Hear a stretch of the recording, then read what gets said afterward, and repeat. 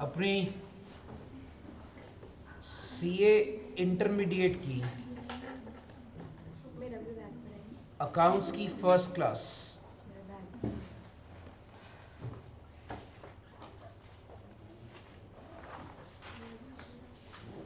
चलिए पहले ना आप लोगों को कुछ फंडास बता दूं कि हम लोगों ने करना कैसे है और क्या क्या पढ़ना है। देखिए सबसे पहले तो लेट्स टॉक अबाउट अकाउंट्स का सिलेबस और थोड़ा सा जल्दी स्टार्ट करने का आपको बेनिफिट भी बताऊंगा। ये जल्दी क्यों स्टार्ट कर रहा हूँ, ये चाहूँ तो मैं नेक्स्ट मंथ स्टार्ट कर सकता था, बट अभी आपको बताता हूँ हम लोग इसको जल्दी क्यों स्टार्ट कर रहे हैं। इसका एक तो बहुत एडवांटेज आपको मिलेगा कि आपका सिलेबस नॉर्मली 1 महीने पहले ख़त्म हो जाएगा, ठीक है, और आपके पास उतना रिवीजन का टाइम और ज़्यादा मिलेगा, क्योंकि अभी आपने 1 महीना कुछ नहीं अफरा तफरी मारनी थी, ठीक है, सबने टाइम वेस्ट ही करना था। तो पहले तो आपको एक चीज़ क्लैरिफाई होनी चाहिए, फाउंडेशन की तरह ही इंटर में अकाउंट्स का सिलेबस 100 मार्क्स सब्जेक्टिव एग्जाम है, मतलब इसमें कोई एमसीक्यू वाला पैटर्न नहीं है। हमें फाउंडेशन से आदत पड़ चुकी हुई है सब्जेक्टिव पेपर की, कोई एमसीक्यू वाला पैटर्न नहीं है बेटा इसके अंदर। और दूसरी बात, इसके सिलेबस को, जैसा कि मैंने आपको शायद एक डेमो क्लास ली थी उसमें भी बताया था, इसके सिलेबस को एक बार दोबारा बता देता हूँ। हम 3 हिस्सों में डिवाइड करते हैं। एक होता है non corporate accounting,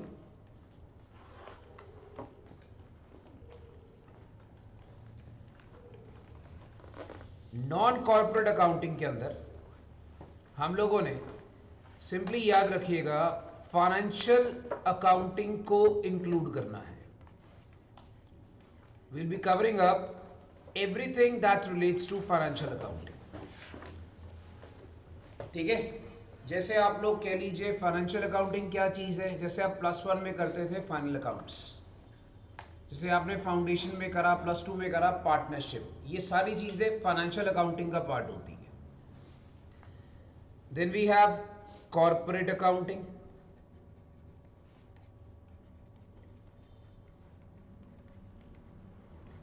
corporate accounting means entirely company accounts, entirely company accounts, ठीक है। उसके बाद हमारे पास आ गए जो मेन एस्पेक्ट है, that is called as accounting standards.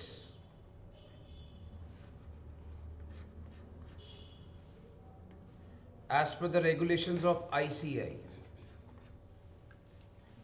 ठीक है भाई। तो ये हमारे 3 तरह के बेसिक फंडे होंगे जिसमें हमने अकाउंट्स को डिवाइड करा है।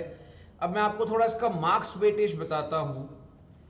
नॉन कॉर्पोरेट अकाउंटिंग जो है वो हमारा अप्रोक्सीमेटली, या कह लो, बिकॉज मैं एग्जैक्ट नहीं कह सकता, बिकॉज अगर आप बोलो ना कि सर आईसीआई जो हमारे रावण जी हैं उनका कोई पेपर पैटर्न सेट होगा, नहीं, कोई सेट पैटर्न नहीं है। जैसे आप लोग सारे फाउंडेशन का पेपर देकर ही आए हो, आपको पता है वो किसी भी चैप्टर से कुछ भी उठा के डाल सकते हैं, ठीक है। तो मैं आपको आइडिया दे सकता हूं कि आप ये मान लीजिए कि 35 से 40 नंबर का अप्रोक्सीमेटली हमारा नॉन कॉर्पोरेट का पार्ट होता है। 35 से 40 मार्क्स का हमारा पार्ट चलता है नॉन कॉर्पोरेट का। कॉर्पोरेट का पार्ट कितना चलता है वो भी अंदाजन इतना ही, 35 से 40 मार्क्स के आसपास आपका, आप कह लीजिए, कॉर्पोरेट का पार्ट चलता है। और बाकी 15 से 20 नंबर का, 15 से 20 नंबर का आपका अकाउंटिंग स्टैंडर्ड आता है। अब जैसे ये रेशो कैसे होती है मैं आपको थोड़ा बताता हूं। नॉर्मली वो क्या करते हैं, 40 इधर से, 40 इधर से और 20 इधर से, but this is not a definite ratio. वो ये भी कर सकते हैं 50 इधर से, 30 इधर से और 20 इधर से। नॉर्मली क्या होता है, एक सेक्शन से 30 से नीचे पेपर नहीं जाता, कॉर्पोरेट या नॉन कॉर्पोरेट से, तो वो ये भी कर सकते हैं वाइस वर्सा, 30 इधर से, 50 इधर से, 20 इधर से, या वो कुछ ऐसा कर देंगे भाई, मान लो वो बोलेंगे यार 35 नंबर का पेपर आ गया फाइनेंशियल अकाउंटिंग से, ये रेशो डिवाइड वो कर सकते हैं। मान लो 35 नंबर का पेपर आ गया फाइनेंशियल अकाउंटिंग से, अप्रोक्सीमेटली मान लो भाई वो डाल देंगे 45 मार्क्स का पेपर यहां से, ठीक है, 45 नंबर का पेपर कॉर्पोरेट से, और बाकी बचा कुचा 20 नंबर अकाउंटिंग स्टैंडर्ड से। तो अल्टीमेटली फंडा ये है मेरे भाई, जो मैं कहना ये चाहता हूं कि आप ये एवरेज पैटर्न मान के चले कि आपको इतने हिसाब से आपने स्टडी करना है, और आपके तीनों सेक्शन इसमें डिवाइड होंगे। और हम लोग अभी स्टार्ट करेंगे फर्स्ट पार्ट से, हम इसी को ऑर्डर में लेके चलेंगे। सबसे पहले हम खत्म करेंगे नॉन कॉर्पोरेट का पार्ट, ठीक है? क्यों? It's very very scoring, very scoring. This will testify your basics non corporate accounting, ठीक है? आप जब देखोगे, जब मैं आपको बुक्स दूंगा, मेरी बुक्स के अंदर भी 3 सेक्शंस बने होंगे, एक होगा नॉन कॉर्पोरेट, एक होगा कॉर्पोरेट, और एक होगा हमारा अकाउंटिंग स्टैंडर्ड्स, ठीक है? अब पहली बात, हम लोग अकाउंट्स पढ़ेंगे कैसे? 10 मिनट थोड़ा सा लगाएंगे भाई, इन सब बातों में जरूरी है। अकाउंट्स हमने पढ़ना कैसे है भाई? सबसे पहले तो हम लोग लिस्ट ऑफ इंपॉर्टेंस के हिसाब से रैंक दे रहे हैं। सबसे ज्यादा इंपॉर्टेंट चीज आपके लिए रहेगी, that will be class notes. As you know, हमारे क्लास नोट्स बहुत इंपॉर्टेंट रहेंगे। जो भी हमने रिवीजन करनी है सारी क्लास नोट्स से करनी है। क्लास नोट्स के लिए प्रॉपर्ली एक अच्छी सी मोटी सी कॉपी मेंटेन करनी है, ठीक है? उसके बाद नेक्स्ट मैं ना कुछ आप लोगों को एक्स्ट्रा नोट्स डालूंगा आईसीएम ऐप में। आपको बता दूं, 4 जनवरी ऑनवर्ड से हमारी ऐप फुली फंक्शनल हो जाएगी, ठीक है? As I just send you the message भाई कि हम लोग इस ऐप को डाउनलोड कर सकते हैं, और इसमें ना कुछ एक्स्ट्रा नोट्स और असाइनमेंट्स डालूंगा मैं, आपने वो भी पढ़नी है, ठीक है? हमारा प्रोसेस क्या रहेगा, मैं आपको असाइनमेंट डालूंगा, उसमें डेट दे दूंगा, बेटा तुमने इस डेट तक ये असाइनमेंट सॉल्व कर लेनी है, और आप लोगों ने वो असाइनमेंट सॉल्व करके मुझे सबमिट करानी है, और उसको फिर उसका रिजल्ट आपका साथ में ग्रुप में आ जाएगा। Then I will be giving you certain study material, जिसको हम कहेंगे आईसीएम के मॉड्यूल्स, जिसको हम अपनी भाषा में क्या कहते हैं, आईसीएम बुक, ठीक है? इसमें क्या होगा, इसमें आपके पास लिस्ट ऑफ क्वेश्चंस होंगे सारे के सारे, ठीक है? With theory. काफी चैप्टर्स की थ्योरी तो मैं क्लास में लिखवा दूंगा, बट काफी चैप्टर्स की थ्योरी जो है, जो बहुत ज्यादा होगी, लिखने लायक नहीं होगी, उसको मैं आपको दूंगा इसके अंदर, ठीक है? बुक के अंदर ही दे दूंगा थ्योरी। तो आईसीएम स्टडी मटेरियल जो आपके पास होगा, आपने उसी के एक एक क्वेश्चन को अच्छी तरह सॉल्व करना है। हर चैप्टर में अप्रोक्सीमेटली आप कह लीजिए 40 से 50 क्वेश्चंस होंगे, और सारे क्वेश्चन ऑलमोस्ट अनसॉल्व्ड होंगे, वो हम क्लास में करेंगे कवर, ठीक है? As we did in the foundation part, आप सारे बच्चों को पता ही है। फाइन, ये सब कवर करने के बाद अगर आपको लगता है सूटेबल है, मन है, तो आईसीआई मॉड्यूल आप फॉलो कर सकते हो। सर आईसीआई मॉड्यूल हम लोग क्यों, मन है क्यों बोला आपने? बेटा जब आप मेरा मॉड्यूल फॉलो कर लोगे ना सारा, और मेरे मटेरियल को सारा पढ़ लोगे, आप देखोगे 99% तो वो सारा आपका कवर हो जाता है। आपको एक्स्ट्रा कहीं पे जाने की जरूरत ही नहीं पड़ेगी, ठीक है? अब मैं आपको एक चीज का और बेनिफिट बताता हूं। 5वीं और जो मोस्ट इंपॉर्टेंट होगी वो होगी हमारी टेस्ट सीरीज। टेस्ट सीरीज का फंडा भाई, टेस्ट सीरीज का फंडा मैं आपको बताता हूं। अभी लाइक वहां पर हर चैप्टर के बाद टेस्ट होगा, ठीक है? और उसके बाद हम लोगों ने सेम फुल सिलेबस के टेस्ट भी लेने, हर चैप्टर के बाद टेस्ट होगा, और उसके बाद हम लोगों ने हर फुल सिलेबस का टेस्ट भी लेना। तो मतलब हमने ये 5 पैटर्न को प्रॉपर्ली फॉलो करना है। अच्छा, अब इसका आपको एक चीज और बेनिफिट बता रहा हूं जो आप लोगों को मिलेगा अब इस सेशन से, दैट विल बी 6-1, ये है ऐप का फंडा। सर आपका फंडा मतलब क्या? आप लोगों ने क्या करना है बेटा, जो आप लोगों को मैं ऐप बोलूंगा डाउनलोड करने के लिए, मान लो जैसे आप में से कुछ बच्चे आउट स्टेशन से आते हैं, मान लो, बट एक मिनट, एक चीज पहले क्लेरिफाई कर दूं, इसका अनड्यू एडवांटेज नहीं लेना कि हम क्लास में नहीं आए, हम घर बैठे बैठे सारे हमें बैकअप घर बैठे बैठे मिल जाए, नहीं, मैं अनड्यू एडवांटेज बच्चे को लेने नहीं दूंगा। उस बच्चे का सारा कनेक्शन मेरे साथ है, मैंने आप लोगों को बैच कोड भेजा है ग्रुप में, आप लोगों ने उससे ज्वाइन कर लेना है ग्रुप के अंदर, ठीक है? आपका हर एक का इंडिविजुअल बैच सारा मेरे पास आ जाएगा। मैं आप लोगों को वहां पर बोलूंगा, भाई सपोज कर लो एक बच्चा है, उसने किसी मजबूरी के कारण क्लास मिस कर दी, उस बच्चे को आप देखोगे ऐप के अंदर एक वीडियो सेक्शन आता है, ठीक है?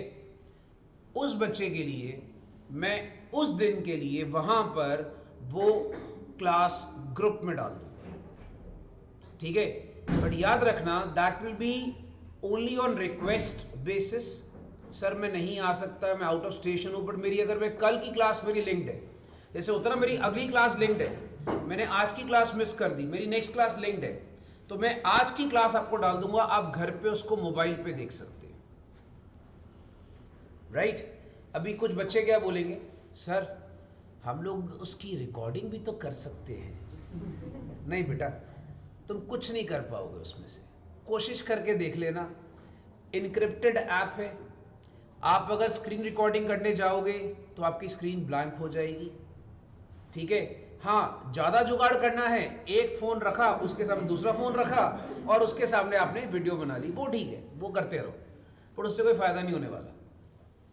फाइन, बिकॉज मैं जो भी कर रहा हूं आपके बेनिफिट के लिए कर रहा हूं, इसलिए मैंने आपको पहले बोल दिया, क्लेरिफाई कर दिया कि मैं सारी क्लासेस नहीं दूंगा, जो आपने क्लास मिस करी और आपका रीजनेबल एक्सक्यूज होगा तो मैं आप लोगों को वो पर्टिकुलर वीडियो डाल दूंगा, राइट? उससे बेनिफिट क्या होगा कि आपकी जो अगली क्लास है वो आपको मिस नहीं करनी पड़ेगी, क्योंकि बच्चे कहते हैं सर हम इधर आए स्पेसिफिकली, हम पहले बैकअप देखें उसके बाद अगली क्लास लगाए, नहीं, आप क्लास देख कर आएंगे घर पे।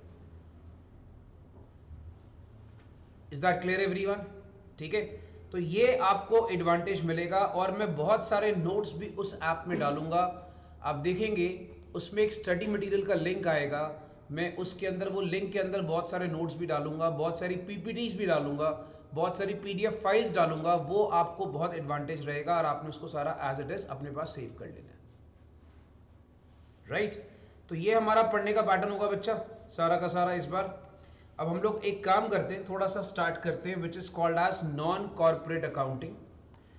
अभी नॉन कॉर्पोरेट अकाउंटिंग का फर्स्ट चैप्टर हमारा, अभी ये फर्स्ट पार्ट है, it is called as non corporate accounting.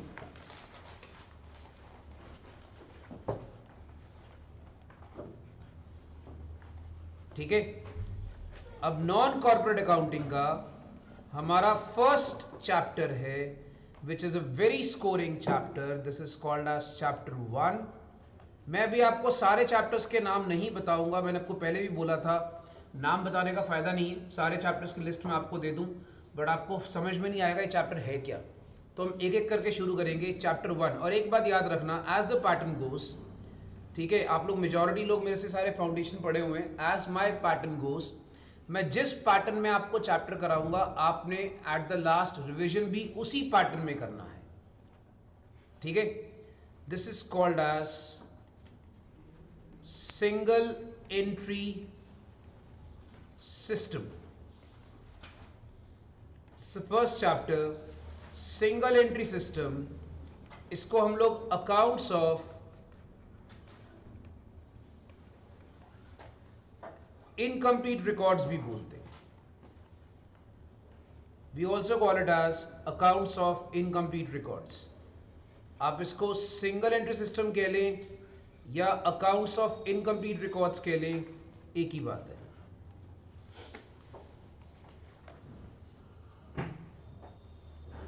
ठीक है? सबसे पहले इनकम्प्लीट रिकॉर्ड्स है क्या, let's go for the meaning.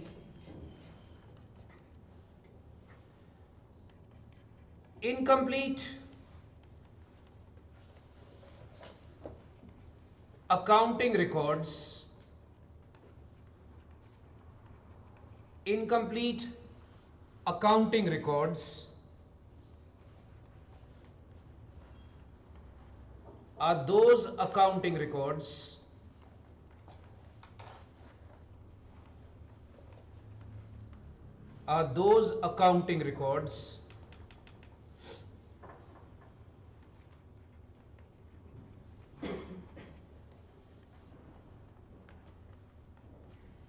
which at present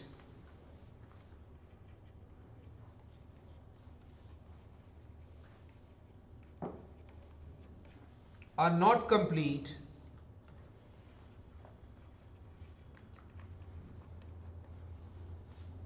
according to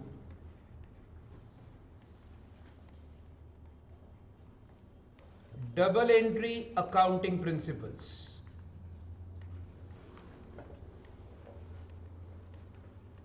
According to double entry accounting principles. देखो बेटा कहानी क्या है, अगर हम इसके बारे में डिस्कस करें भाई, एक जो सीए का काम होता है ना, उसका काम सिर्फ ये नहीं होता कि बड़ी बड़ी फर्म्स के अकाउंट्स बनाए।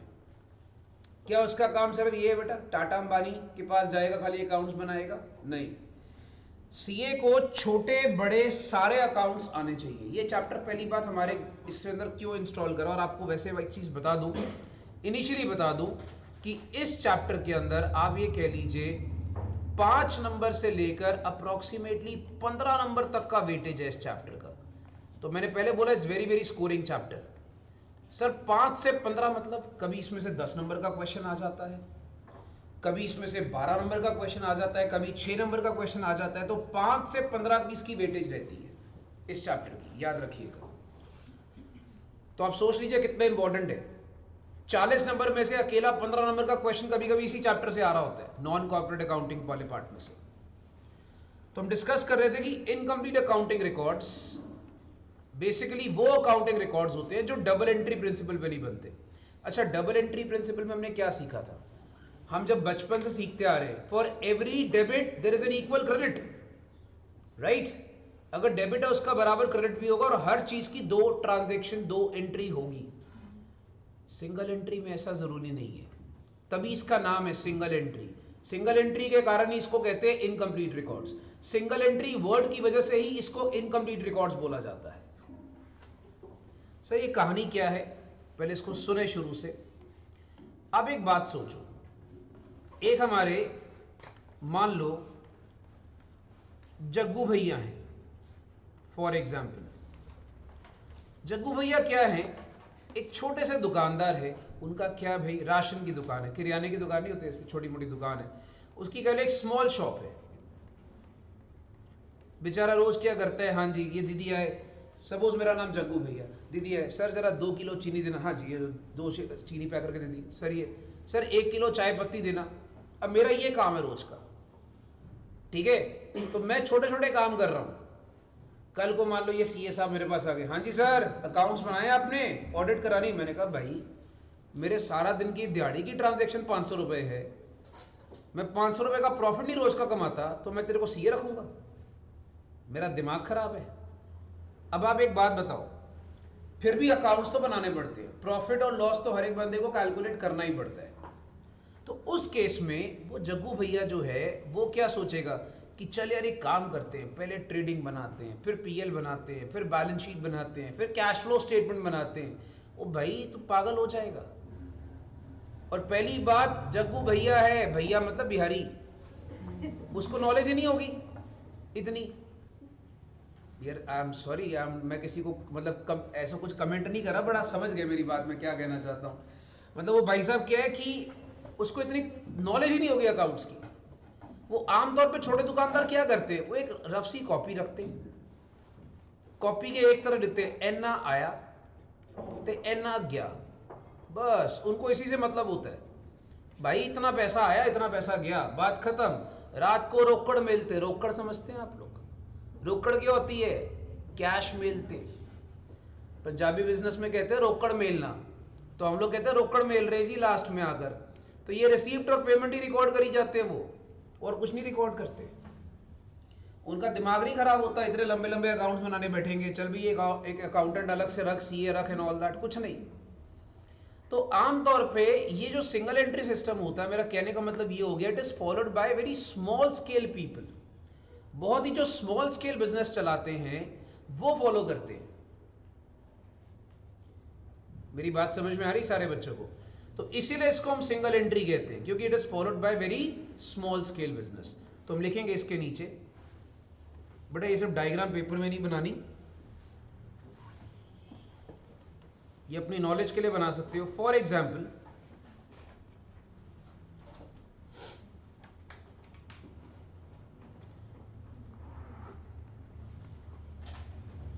मिस्टर जग्गू भैया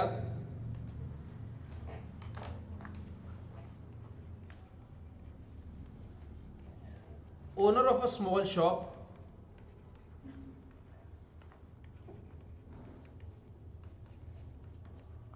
maintains his books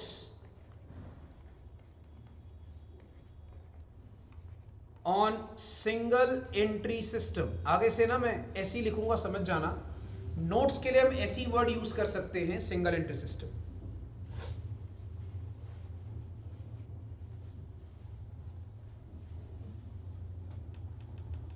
अच्छा सर, अब सिंगल एंट्री और कौन फॉलो करते हैं? ये तो हो गया ना स्मॉल शॉप वाला केस। देखो ये जरूरी नहीं है कि हर एक बंदा सिंगल एंट्री ही फॉलो करता है, चाहे वो छोटा दुकानदार हो। मैं आपको एक छोटा सा एग्जाम्पल और देता हूं, पहले इस कहानी को समझो, इस एग्जाम्पल को समझो। मान लो एक मिस्टर राजू है, उनका बड़ा सा शोरूम है, बहुत बड़ा शोरूम है।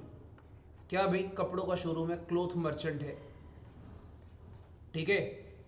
और कपड़ों की दुकान बड़ी फेमस है, उसका ब्रांड है राजू के कपड़े, ऐसे करके एक फेमस ब्रांड है राजू के कपड़े। बड़ा अच्छा खासा दुकान है, शोरूम है। राजू साहब के साथ एक हादसा हो गया, उनकी दुकान में लग गई आग। अच्छा इसके पहले आपको बता दूं, वो भाई साहब डबल एंट्री फॉलो कर रहे थे, क्योंकि उनके यार अच्छा खासा काम था, लाखों का टर्नओवर था, डबल एंट्री फॉलो कर रहे थे। अचानक से उनकी दुकान में आग लग गई। मान लो फॉर एग्जाम्पल 1 अगस्त 2018 को उनकी दुकान में आग लग गई, उनके अकाउंट्स सारे के सारे डिस्ट्रॉयड हो गए। अंदर कंप्यूटर था, पीसी था, जिसमें अकाउंट स्टोर थे, सारे डिस्ट्रॉयड हो गए, ठीक है। अब इस केस में इसके अकाउंट्स जो कंप्लीट नहीं हैं, हम इसको भी कहेंगे इनकम्प्लीट अकाउंटिंग रिकॉर्ड्स।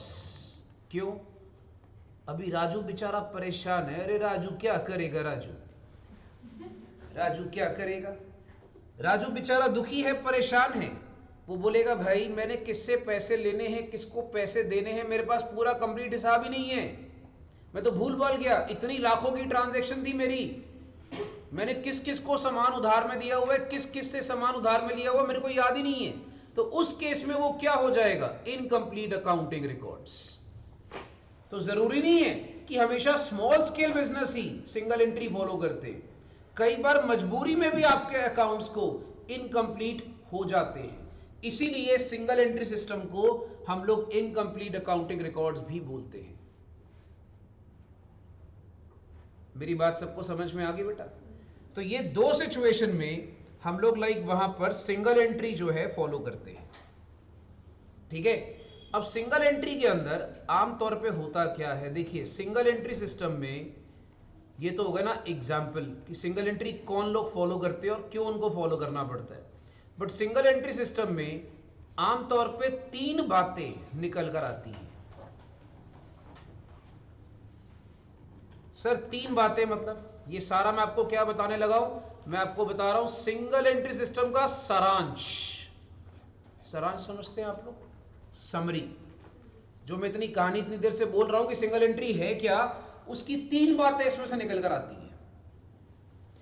पहली बात याद रखना, या तो होगा both aspects of some of the transactions are recorded,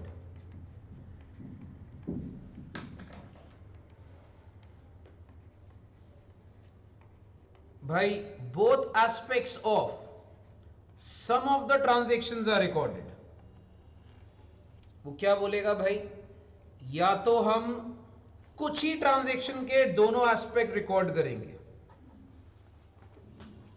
sir कुछ ही ट्रांजैक्शन के दोनों एस्पेक्ट रिकॉर्ड करना मतलब वो क्या करेगा, आपको बता देता हूं। जैसे फॉर एग्जांपल वो कहता है यार मुझे जितना कैश रिसीव्ड हो रहा है ना डेटर से, मैं उसी को रिकॉर्ड करूंगा बोथ द एस्पेक्ट्स, मतलब मैं कैश भी रिकॉर्ड करूंगा और मैं डेटर्स के अंदर भी डालूंगा। या तो इसमें ट्रांजैक्शंस क्यों होंगी कि only some of the transactions के बोथ एस्पेक्ट्स हम रिकॉर्ड करेंगे, सिर्फ कुछ ट्रांजैक्शंस के हम बोथ एस्पेक्ट रिकॉर्ड करेंगे, हर ट्रांजैक्शन के नहीं करेंगे। बच्चा क्लियर? ठीक है, हम कुछ ट्रांजैक्शन के बोथ एस्पेक्ट्स रिकॉर्ड करेंगे, हर ट्रांजैक्शन के नहीं करेंगे। ओके, फिर इसमें सेकंड कहानी क्या है जो बच्चों को याद रखनी है, only one aspect of some of the transactions are recorded. मतलब अब कई बार क्या होगा कि हम कुछ ट्रांजैक्शंस के सिर्फ एक एस्पेक्ट को रिकॉर्ड कर रहे हैं। For example I will give an example. अब जैसे मैं कहता हूं कैश सेल्स है, तो कैश सेल में मुझे कैश आ रहा है, बस मैं उसी को रिकॉर्ड कर रहा हूं। मैंने क्या बोला आपको, हम एक छोटी सी किताब बना लेते हैं, भाई कितना पैसा आ रहा है कितना पैसा जा रहा है, मैं उसी को रिकॉर्ड कर रहा हूं, मैं बाकी कुछ रिकॉर्ड नहीं कर रहा। मेरी कैश परचेजेस है, तो मैं इन सब केसेस में कई बार सिर्फ सिंगल एस्पेक्ट रिकॉर्ड करता हूं, भाई पैसों कितना आ रही हो है। बात समझ में आती है? पैसा कितना आ रहा है हम लोग को, बस खाली उसी से मतलब है। किसी महान आत्मा ने कहा था पैसा पैसा कर दी है, तो वही कहानी है बेटा, यहां पर सिर्फ पैसा कितना आ रहा है खाली उसी को रिकॉर्ड किया जाएगा, बाकी को रिकॉर्ड नहीं करेंगे। अच्छा, तीसरी बात क्या है सर? तीसरी बात क्या होगी भाई, no aspect of certain transactions are recorded. मतलब कोई कोई ट्रांजैक्शन ऐसी होगी भाई जिसको तुम रिकॉर्ड ही नहीं कर रहे हो किताबों में। अच्छा, आप लोग थोड़ा फ्रस्ट्रेट हो गए, सर ये क्या पागलपन है। कभी हम कह रहे हैं कि कुछ ट्रांजैक्शन के हम दोनों एस्पेक्ट रिकॉर्ड कर रहे हैं, कुछ ट्रांजैक्शन के हम एक एस्पेक्ट रिकॉर्ड कर रहे हैं, कुछ को हम रिकॉर्ड ही नहीं कर रहे। सर रिकॉर्ड किसको नहीं कर रहे? कई बार लोग पता है क्या कहते हैं, कहते हैं यार एक छोटा सा दुकानदार है, तुम उसको बोलोगे चल बेटा तुम एक काम कर, प्रोविजन फॉर डाउटफुल डेट बना, वो बोलेगा मैं पागल हूं, काहे की प्रोविजन। जैसे फॉर एग्जांपल जग्गू भैया बोलेंगे भैया पहले हमका ए बताओ प्रोविजन का मतलब की होते, उसको प्रोविजन का मतलब ही नहीं पता होगा। तुम आके उसको बोलोगे भाई कंजर्वेटिज्म अप्रोच के अंदर प्रूडेंस कहता था कि प्रोविजन बनाओ, बोलेगा भैया कंजर्वेटिज्म का होते। तो भैया तुम इसको कैसे समझाओगे बेचारे को? उन सब बंदों को, छोटे दुकानदारों को, अब यहां पर साथ में पान वाले की दुकान है, चले जाओ बेटा तूने प्रोविजन फॉर डाउटफुल डेट बनाया, तो उसको बैड डेट तो हो सकते हैं ना, कल को लोग उधार में पान खा के पैसे कमीने हैं दुनिया के लोग। मान लो भाटिया साहब सिगरेट पी रहे हैं वहां पर खड़े होके, सर पैसे कल देता ना खाते में लिख ले, कल को पता लगे भाटिया साहब फौरन चले गए, अगले के सिगरेट के पैसे खत्म। तो भाई ऐसे कामों के लिए उसने प्रोविजन थोड़ी बनाई होगी। तो उन लोग क्या करते हैं, कुछ ट्रांजैक्शंस को रिकॉर्ड नहीं करते। एक और चीज होती है इसमें, जैसे जो रिकॉर्ड नहीं करते, मैं आपको बताता हूं, बहुत सारे छोटे दुकानदार कभी इस चीज को कंसिडर नहीं करते, डेप्रिसिएशन। चलो मैं आपसे ही बात करता हूं, आप मुझे बताओ, आप लोग सारे के सारे अपने एक्टिवा या बाइक्स पे आते हो, कितने लोगों ने आज तक अपनी किताबों में उसकी डेप्रिसिएशन दिखाई है? हम अपनी बात कर ले, हम कभी दिखाते हैं? नहीं, डेप्रिसिएशन इज अ कॉन्सेप्ट जो हम लोग खाली बड़ी बड़ी कंपनीज के प्रॉफिट को कम करने का जरिया है और कुछ नहीं है। आप खुद अपनी नॉर्मल लाइफ में ले लो यार, तुम घर पे फ्रिज लेकर आते हो, डेप्रिसिएशन किताबों में दिखा रहे हो उसको? नहीं दिखाते हो। फाइन। तो ये सारी चीजें याद रखना, हम कई बार इसको रिकॉर्ड ही नहीं करते बुक्स में, वी इग्नोर इट। तो इसी वजह से सिंगल एंट्री के टॉपिक का जन्म होता है, क्योंकि आप ये 3 पंगे लेते हो सिंगल एंट्री के अंदर। ठीक है, ऐसा क्यों होता है, इसका रीजन क्या है? या तो बिजनेसमैन को इसकी नॉलेज ही नहीं होती, वो बोलता है मेरे को यार नॉलेज ही नहीं है इसके अंदर, या मान लीजिए उसको डबल एंट्री अकाउंटिंग प्रिंसिपल करना ही नहीं आता, उसको मेथड ही नहीं पता कैसे बनाने हैं। या बिजनेसमैन जो होता है जानबूझ के कहता है, बोलता है छोड़ यार इतने झमेले कौन करेगा, अकाउंट्स अकाउंट्स कौन बनाएगा, इतना कौन लंबे चौड़े पंगे में पड़ेगा, मैं पहले अकाउंटेंट रखूं, उसको पैसे दूं अलग से। इग्नोर कर देता वो सारी चीजों को। ठीक है, बट एक प्रॉब्लम है मेरे भाई, सिंगल एंट्री सिस्टम आप फॉलो तो करते हो, but single entry system has certain limitations. इसके एडवांटेजेस स्मॉल स्केल वालों को है, आई एग्रीड। तो we are not going to discuss the advantages, because हमें इसकी लिमिटेशंस पता होनी चाहिए।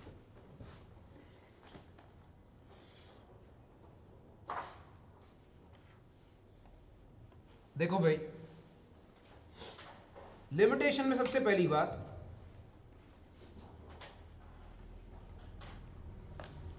No checking of arithmetical accuracy.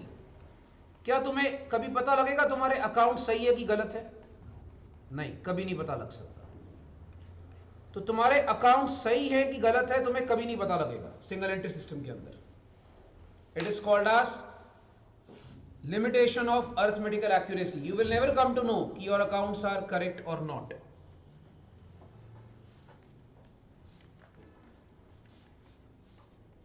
Next, no true financial performance. ਭਾਜੀ ਸਾਡੇ ਬਿਜ਼ਨਸ ਵਿੱਚ ਕਿੰਨਾ ਪ੍ਰੋਫਿਟ ਹੈ ਤੇ ਕਿੰਨਾ लॉस है, कैसे पता लगेगा? How will you come to know कि आपके बिजनेस में कितना प्रॉफिट है कितना लॉस है? कभी पता लग सकता है?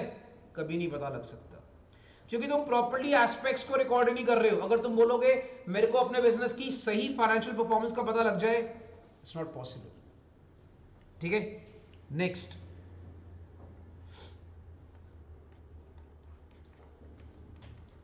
Not recognised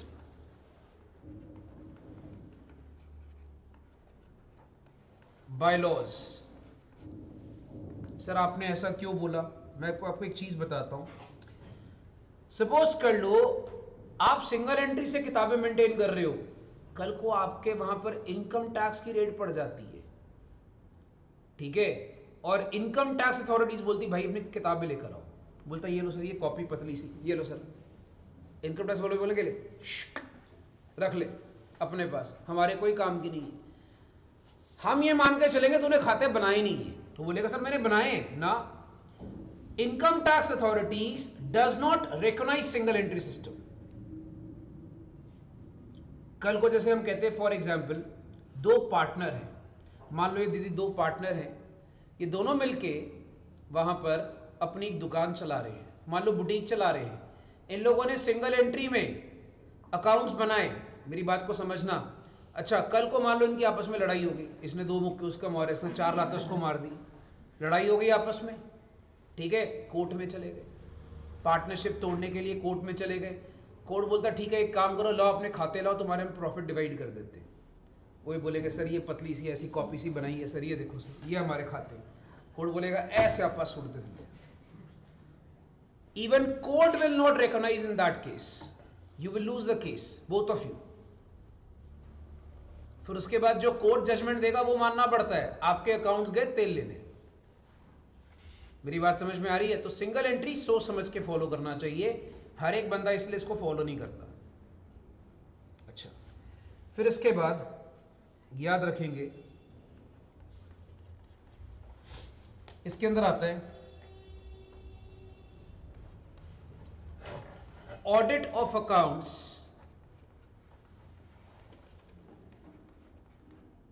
not possible. Sir audit of accounts not possible मतलब, मैं आपको एक चीज बताऊंगा अभी, आप मुझे एक बात बताओ। जैसे फॉर एग्जाम्पल हम बात कर रहे हैं, एक दुकानदार है, फॉर एग्जाम्पल मान लीजिए लच्छू पान वाला, बड़ा उसका अच्छा खासा बिजनेस है और रोज की मान लो उसकी हजारों की सेल है पान की, लच्छू पान वाले की, ठीक है। मान लो अभिषेक सीए बन गया, उसने उसको सीए रख लिया। अभिषेक क्या कर रहा है अभी, लच्छू पान वाले के अकाउंट्स ऑडिट करने जा रहे हैं। तो क्या वो एज अ सीए उसके अकाउंट्स ऑडिट कर सकेगा? नहीं, क्योंकि लच्छू पान वाले ने सिंगल एंट्री में मेंटेन करे। अभिषेक उसको सजेस्ट करेगा, देख भाई पहले अकाउंट्स को डबल एंट्री में मेंटेन कर, फिर जाकर तेरे अकाउंट्स की ऑडिट पॉसिबल है, क्योंकि as per auditing accounting standards हम लोग सिर्फ डबल एंट्री के अकाउंट्स को ही ऑडिट कर सकते हैं, हमारे सीए में रूल है, ठीक है। तो आप ऑडिट नहीं कर सकते हो उनके अकाउंट्स को। उसके बाद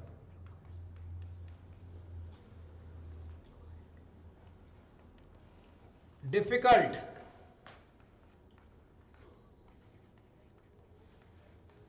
टू डिटेक्ट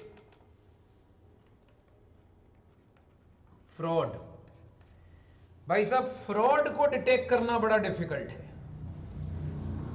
सर फ्रॉड को डिटेक्ट करना कैसे डिफिकल्ट है? मैं आपको हर एक चीज का एक छोटा एग्जांपल देता हूं, अब एग्जांपल को याद रखना। इसको लिखवा नहीं रहा एग्जांपल को, बिकॉज आपके सिर्फ नॉलेज के लिए काम आएगा। जैसे फॉर एग्जांपल हम वही बात करते हैं, जैसे फॉर एग्जांपल भी हमारे जोश जी हैं, ठीक है। मान लो जोश जी और हमारे ये भाई साहब, मैं इनका नाम थोड़ा भूल रहा हूँ, हाँ कुणाल जी हैं। मान लो भाई इन्होंने एक पार्टनरशिप चला ली जेके करके, ठीक है। मान लो बेचारे जोश जी जो हैं वो अतर सियाने किस्म के प्राणी हैं, उन्होंने क्या करा, 2 लाख रुपए ऐसे करके निकाल लिए फर्म से। बेचारा कुणाल मासूम, उसने अकाउंट्स देखे नहीं, 2 लाख रुपए उन्होंने निकाल लिए। अच्छा, अब वो क्या है, 2 लाख रुपए निकाल लिए और उन्होंने कह दिया कि सर मैंने ना गुड्स की परचेजेस करी हैं। अब एक बात सोचो, सिंगल एंट्री के अंदर 2 लाख रुपए जाना तो रिकॉर्ड होता है, गुड्स का आना रिकॉर्ड नहीं होता। मेरी बात समझ में आ रही है? जैसे मैंने कहा था ना कैश परचेजेस, तो 2 लाख रुपए गए, कुणाल बैठा, ओ पाजी कोई गल नहीं, साढ़े को गुड्स आ गए। कितने आए? कुछ नहीं आया, ठीक है। अब मान लो कुणाल अगर सिंगल एंट्री सिस्टम फॉलो भी कर लेगा, तो क्या वो इस फ्रॉड को डिटेक्ट कर सकता है? नहीं, क्योंकि इसमें 2 लाख रुपए का जाना तो रिकॉर्ड है, बट स्टॉक का आना रिकॉर्ड नहीं है। डबल एंट्री का ये एडवांटेज है ना भाई, एक जाएगा दूसरा आएगा, पर यहां पर आपका आना रिकॉर्ड नहीं है। और जोश 2 लाख रुपए लेकर बैंकॉक चला गया, ऐश कर रहा है, घूम रहा है। बात समझ में आ गई भाई? तो अल्टीमेटली ये फ्रॉड को डिटेक्ट करना बड़ा मुश्किल हो जाता है, इसीलिए सिंगल एंट्री का एक बहुत बड़ा लिमिटेशन है। बेटा पहले सारे बच्चे बताओ, कहानी क्लियर? ठीक है। अब एक मेन मुद्दा हम लोगों ने करना है थ्योरी के अंदर, ये बड़ा ही जरूरी है। इसका एक टेबल सा बनाएंगे और इसके अंदर हम लोगों ने तकरीबन 7-8 पॉइंट एक बार लिखने हैं। थ्योरी बच्चा इसकी बहुत ज़रूरी है पहले क्रिएट करनी। सबसे पहला जो हम लोग करेंगे वो हम करने जा रहे हैं डबल एंट्री और सिंगल एंट्री में डिफरेंस क्या होता है। डबल एंट्री सिस्टम में और सिंगल एंट्री सिस्टम में डिफरेंस क्या होगा, ये हम लोग को जानना बहुत जरूरी है। What is the difference between double entry system and single entry system?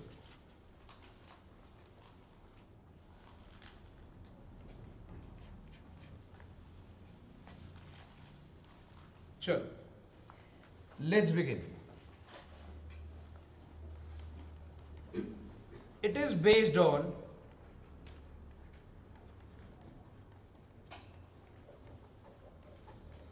certain principles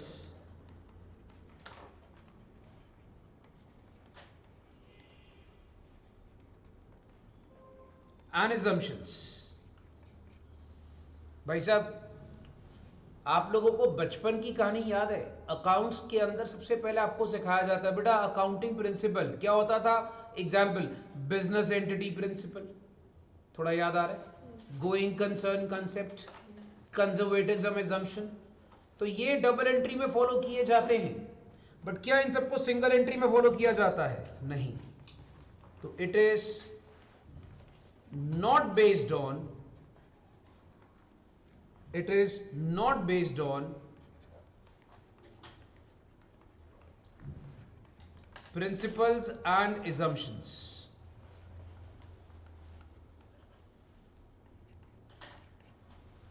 It is not based on principles and assumptions. तो सिंगल एंट्री में ऐसा कोई प्रिंसिपल फॉलो नहीं किया जाता। अच्छा, इसमें बड़ी कॉमन सी बात है, both the aspects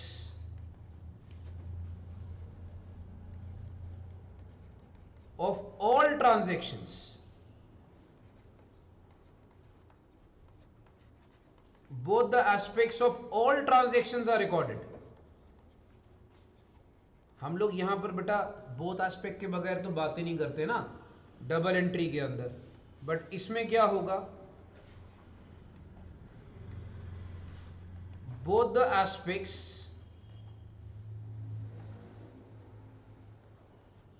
of all transactions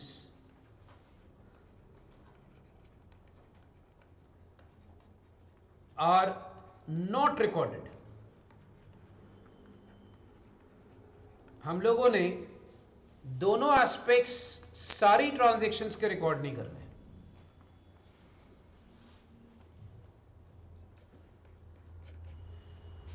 ठीक है, both the aspects of all transactions are not recorded, as we know that. Okay, now understand this part, it's an important part. All type of accounts, that is nominal, real and personal, are maintained. इसमें क्या होता है भाई, हम हर तरह के accounts बनाते हैं, चाहे वो नॉमिनल हो, चाहे वो रियल हो, चाहे वो पर्सनल हो। इसमें हम हर तरीके के अकाउंट्स बनाएंगे। बट इसमें क्या होगा, क्या इसमें आप नॉमिनल, रियल, पर्सनल सारे बनाते हैं? नहीं। याद रखना, इसके अंदर यूजुअली कैश, एक तो जो कैश का आना जाना होता है वो रिकॉर्ड होता है, and personal accounts are maintained.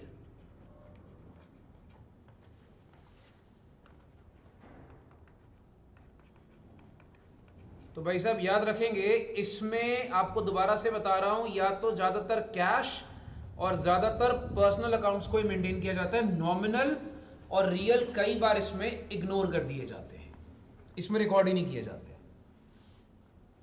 Okay, इसके बाद next,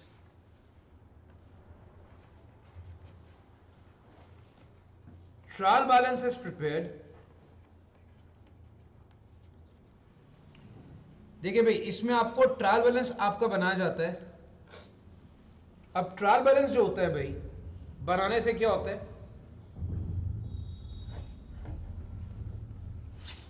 to check the accuracy of accounts. वो बचपन में सिखाते हैं ना बेटा, अगर ट्रायल बैलेंस मैच कर रहा है तो डांस करो। मतलब अगर तुम्हारा ट्रायल बैलेंस मैच कर रहा है मुन्ना, तो तुम्हारे जर्नल लेजर सब कुछ सही है। ठीक है, अब मुझे एक बात बताओ, ट्रायल बैलेंस किसके ऊपर बेस्ड होता है? जर्नल और लेजर के ऊपर।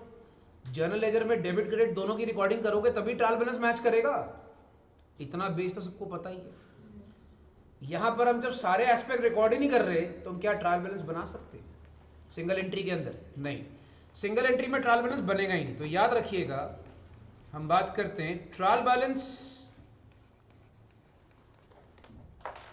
Can not be prepared so accuracy of accounts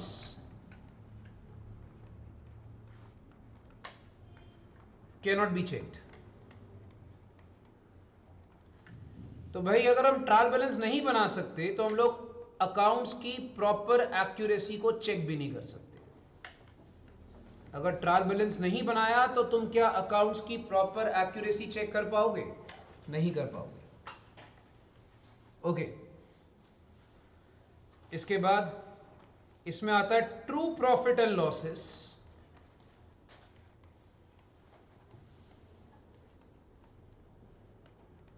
can be determined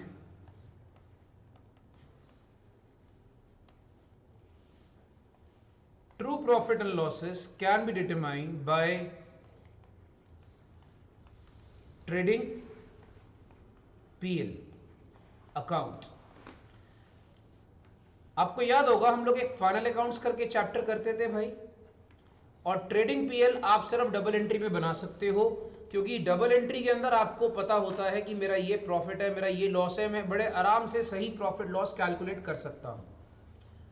अब सिंगल एंट्री में तुम खर्चे रिकॉर्ड नहीं करते हो ढंग से, जैसे हम अभी ऊपर बात कर रहे थे, नॉमिनल अकाउंट अब रिकॉर्ड नहीं कर रहे, तो भाई तुम नॉमिनल अकाउंट अगर रिकॉर्ड नहीं कर रहे तुम प्रॉफिट लॉस कहां से बनाओगे? क्योंकि प्रॉफिट लॉस का तो रूल ही है debit all expense and losses, credit all income and gains. तो यहां पर बनेगा? नहीं बनेगा। तो याद रखें, इसके अंदर कहने आता है only estimated profit and loss can be determined. बच्चा इसमें आप सिर्फ एक एस्टिमेट लगा सकते हो, ठीक है, इसमें ट्रू नहीं निकाल सकते हो।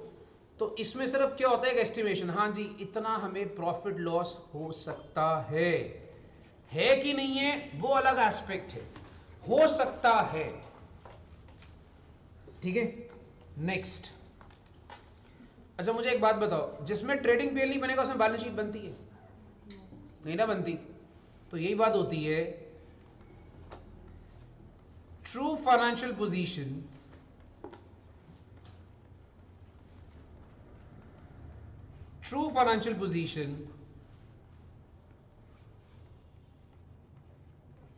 can be determined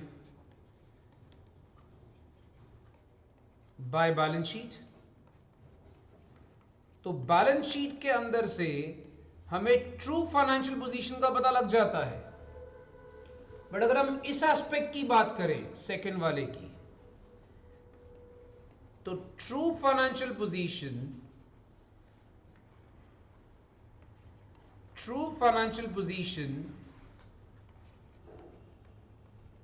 can not be determined.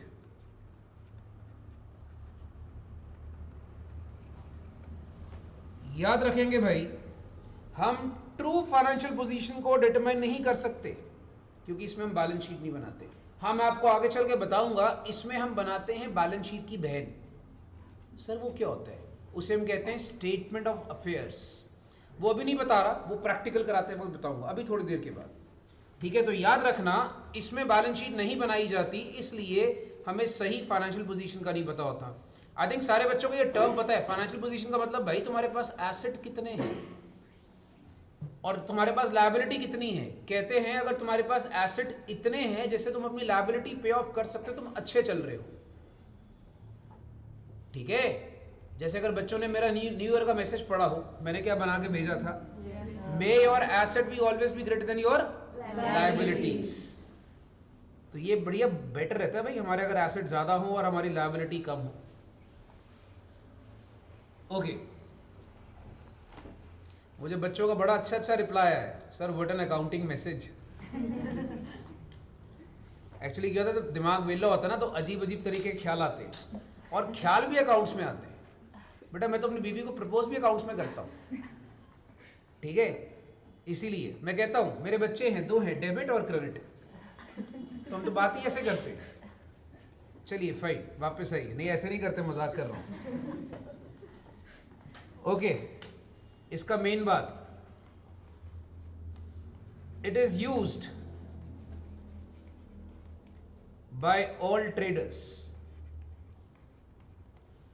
तो भाई डबल एंट्री तो हर एक बंदा फॉलो करता है, चाहे छोटा हो चाहे बड़ा हो।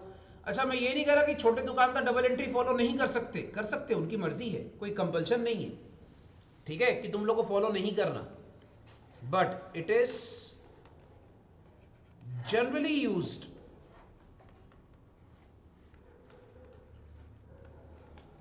by small traders।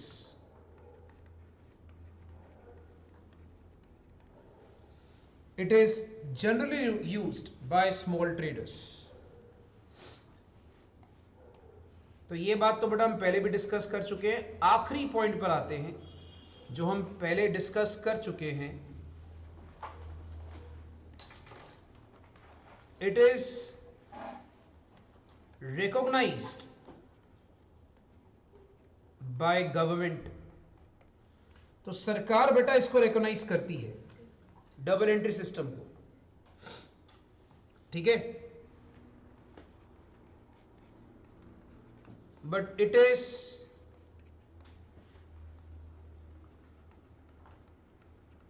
Not recognized by government. अच्छा, आप लोग के मन में एक सवाल उठेगा, सर जब सिंगल एंट्री के इतने सारे ड्रॉबैक्स हैं, सरकार भी इसको रिकॉग्नाइज नहीं कर रही, तो ये चैप्टर हमारे सिलेबस में क्यों है?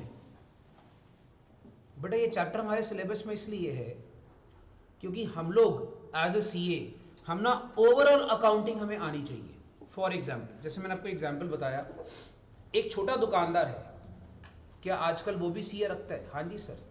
जीएसटी आने के बाद एक छोटा दुकानदार को भी सीए का काम होता है।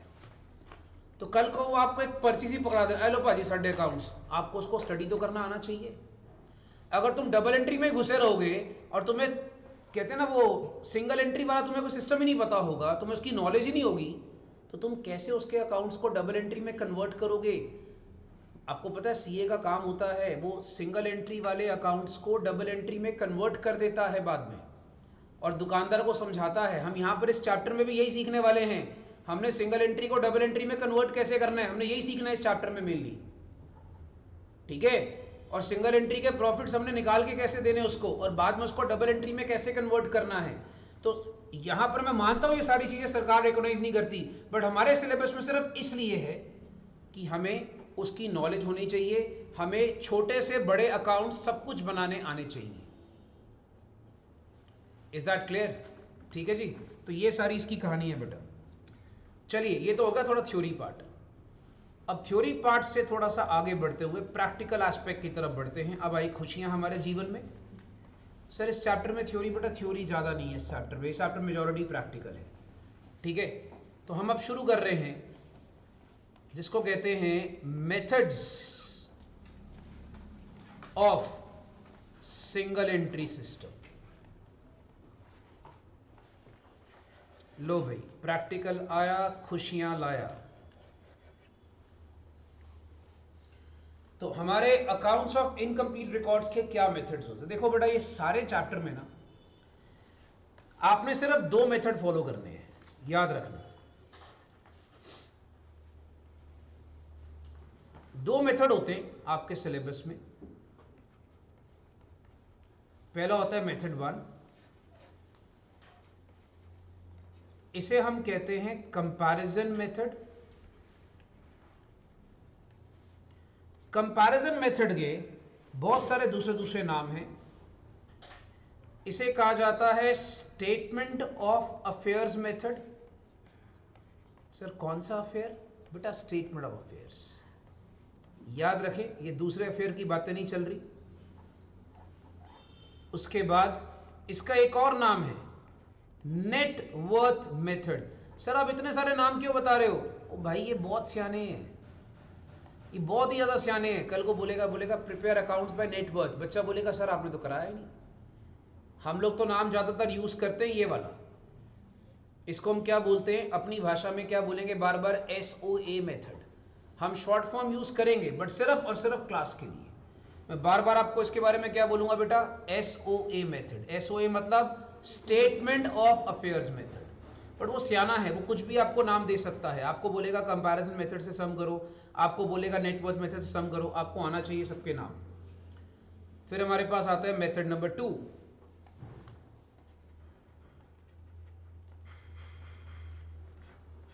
मेथड नंबर 2 क्या है बेटा? It is called as conversion method. मैंने आपको थोड़ी देर पहले क्या बताया था? हम क्या करते हैं इस चैप्टर में? सिंगल एंट्री को डबल एंट्री में कन्वर्ट करते हैं। ये वही मेथड है बेटा जो आपको सिखाएगा कि सिंगल एंट्री सिस्टम के अकाउंट्स को डबल एंट्री में कैसे कन्वर्ट किया जाता है। That is called as conversion method. But हमारा आज का पॉइंट ऑफ डिस्कशन ये नहीं है। हमारा आज का पॉइंट ऑफ डिस्कशन है मेथड 1 ओनली। तो let's discuss method 1 only.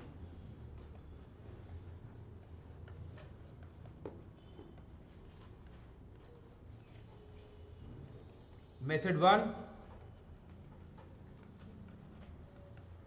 it is called as comparison method. इसको हम कहते हैं कंपैरिजन मेथड।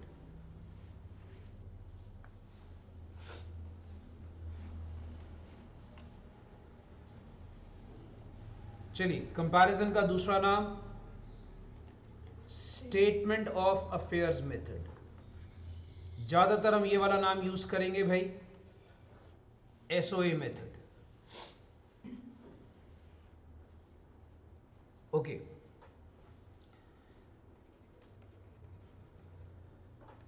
steps involved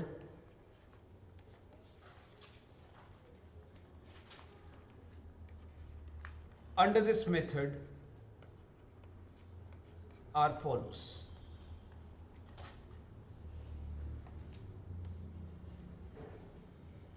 तो भाई इस मेथड में हम ये सारे स्टेप्स इन्वॉल्व करते हैं, फॉलो करते हैं। पहला स्टेप,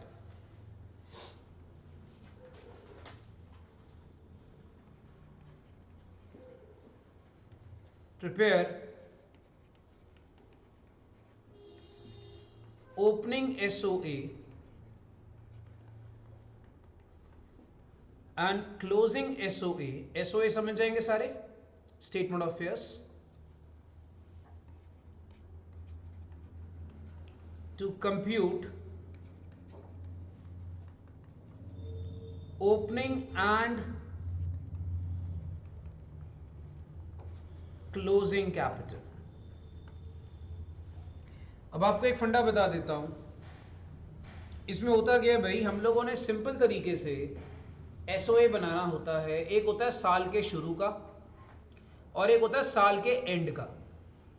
साल के शुरू से हमारा निकलेगा ओपनिंग कैपिटल और साल के एंड से हमारा निकलेगा क्लोजिंग कैपिटल। अब एक मुद्दा है मेरे भाई कि जो साल के शुरू का है और साल के एंड का है, सर बनाते कैसे हैं यार? बनाने का मतलब मैंने आपको क्या बोला था, एसओए होती है बैलेंस शीट की बहन। क्या होता है? बैलेंस शीट की बहन होती है ये। मतलब बहन क्यों? देखो, भाई होते हैं शरीफ, बहन होती है और शरीफ, जो भाइयों से लड़ती रहती है। ठीक है, तो याद रखें जो एसओए बनेगा ना, जैसे भाई तो बेचारे कॉम्प्रोमाइज करके मैच कर जाते हैं। मैच करना मतलब बैलेंस शीट हमेशा मैच करती है, एसओए कभी मैच नहीं करता। मेरी बात समझ में आ रही है? ठीक है, एसओए कभी मैच नहीं करता, होता बैलेंस शीट की बहन है, लायबिलिटी और एसेट्स। भाई साहब इसमें क्या, एसेट के अंदर अगर हम बात करें, जैसे हम कहते हैं जितने भी एसेट होंगे भाई तुम यहां लिख लेना। अच्छा, अभी हम लोग क्या इंटरमीडिएट को पढ़ा रहे हैं ना, तो मुझे ये कहने की जरूरत है बेटा एसेट कौन कौन से होते हैं? नहीं ना, हम बड़े हो चुके हैं सारे अब। ठीक है, और जितनी भी आपके पास लायबिलिटी होंगी, सन्ड्री लायबिलिटीज, वो आप यहां दिखाते, वो दिखा दी। फिर इनमें होता क्या है, कभी आपस में बैलेंस मैच नहीं करता, इसमें हमेशा डिफरेंस आता है और उस डिफरेंस को हम कहते हैं कैपिटल। अब अगर ये साल के शुरू में निकाला जाए, ठीक है, तो आपके पास होता है ओपनिंग एसओए, और अगर साल के एंड में निकाला जाए उसे कहते हैं क्लोजिंग एसओए या क्लोजिंग कैपिटल। अब एक बात और याद रखिएगा, कई बार ऐसा होता है लायबिलिटी ज्यादा होती है और एसेट कम होते हैं। कई बार ऐसा भी होता है, ज्यादातर समय ये होगा कि एसेट ज्यादा होंगे और लायबिलिटी कम होगी, डिफरेंस कैपिटल आएगा। कई बार ऐसा उल्टा भी आ जाता है भाई, तो तुम्हारे कैपिटल का बैलेंस इस तरफ आना शुरू हो जाता है, उसे कहते हैं डेफिसिट कैपिटल, या आपने सुना है कैपिटल का डेबिट बैलेंस। डेबिट बैलेंस का मतलब क्या हो गया? उल्टा बिजनेस से पैसे लेने नहीं, उसको देने हैं। तो याद रखना, this will be there in a very rare of the circumstances. Majority question में आपका बैलेंस इसी तरफ आता है। बड़े ही कम क्वेश्चंस ऐसे होते हैं जिनमें बैलेंस आपका उस तरफ आएगा, that is called as capital.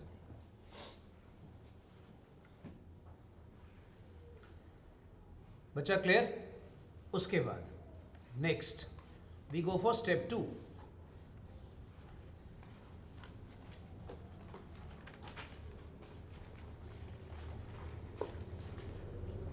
Step 2 क्या होता है? देखो हर बिजनेस का मुद्दा क्या है। स्टेप 2 का लॉजिक आपको बता रहा हूं। आपने कैपिटल निकाल ली, ओपनिंग है तो ओपनिंग निकाल लो, क्लोजिंग है तो क्लोजिंग निकाल लो। बट मेरे दोस्त हर बिजनेस का मुद्दा क्या है? हर बिजनेस का मुद्दा है प्रॉफिट निकालना। और मैंने आपको थोड़ी देर पहले बताया कि एसओए के अंदर हम एस्टिमेटेड प्रॉफिट निकाल सकते हैं। मतलब इस मेथड में, एसओए मेथड में हम क्या करेंगे, हम सिंगल एंट्री में अंदाजन प्रॉफिट निकाल सकते हैं। तो उसके लिए हम बनाते हैं prepare statement of profit and loss. Second step में क्या होता है, हम statement of profit and loss तैयार करते हैं। अभी सवाल उठेगा sir statement of profit and loss क्या होता है? लो भाई, ये एक रफ सी स्टेटमेंट होती है। इसमें क्या करते हैं, पहले लिखते हैं क्लोजिंग कैपिटल। क्लोजिंग कैपिटल कहां से आया? ऊपर एसओए से आया, ठीक है। अच्छा, फिर इसमें प्लस करते हैं ड्राइंग्स। एक बात याद रखना मुन्ना, ड्राइंग्स कैश और काइंड में दोनों वाली लेनी है। चाहे ड्राइंग्स कैश में है चाहे ड्राइंग्स काइंड में है, दोनों लेनी है, ठीक है। फिर इसमें से लेस करते हैं additional capital. Additional capital, additional capital cash और काइंड दोनों वाली लेनी है आपने। We take cash and kind both, ये बात याद रखेंगे, ठीक है। और उसके बाद इसमें से सब्ट्रैक्ट किया जाता है ओपनिंग कैपिटल। ओपनिंग कैपिटल आपके पास आता है, ठीक है। अब यहां पर बैलेंस आ रहा है, अगर मान लो बैलेंस आ रहा है पॉजिटिव में, उसे कहते हैं प्रॉफिट। और अगर मान लो बैलेंस आ रहा है नेगेटिव में, तो उसे क्या कहते हैं? लॉस। तो बैलेंस हमारे पास प्रॉफिट या लॉस कुछ भी आ सकता है भाई, याद रखेंगे। The balance can be either profit और बैलेंस कैन बी लॉसेस।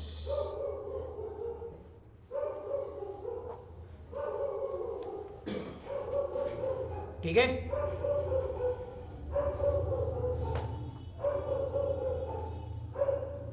बेटा अब एक बात और याद रखना। अगर बच्चे बोले सर ये फॉर्मूला हमने कुछ नया नया नया नहीं, बड़ा पुराना फॉर्मूला है, बेटा इसकी आवाज से चिंता मत करो, ये बड़ा तुच्छ प्राणी है जो कुछ कहने की अपेक्षा रखता है आपसे। बाहर जाओ, पता लग जाएगा। ओके, ये क्या भाई, हमारे साथ वाले महान हस्ती हैं, इन्होंने नया नया दोस्त पाला है अपना, तो वो सबको ग्रीट ऐसे ही करता है, हेलो हाय, इस तरह।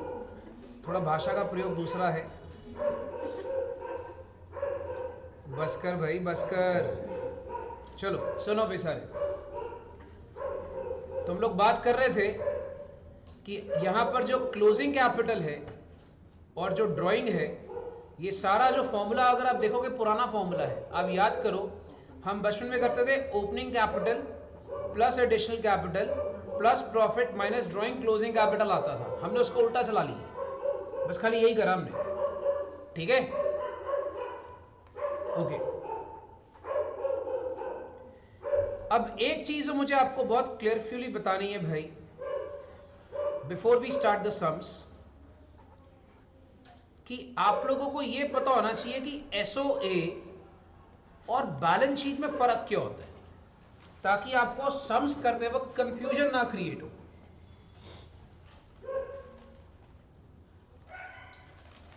ठीक है, देखो भाई, एसओए और बैलेंस शीट में फर्क क्या होता है। इट इज प्रिपेयर्ड, मतलब भाई बहन में फर्क क्या है? It is prepared on the basis of, it is prepared on the basis of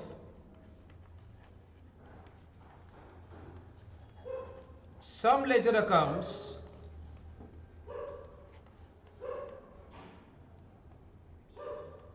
and estimates.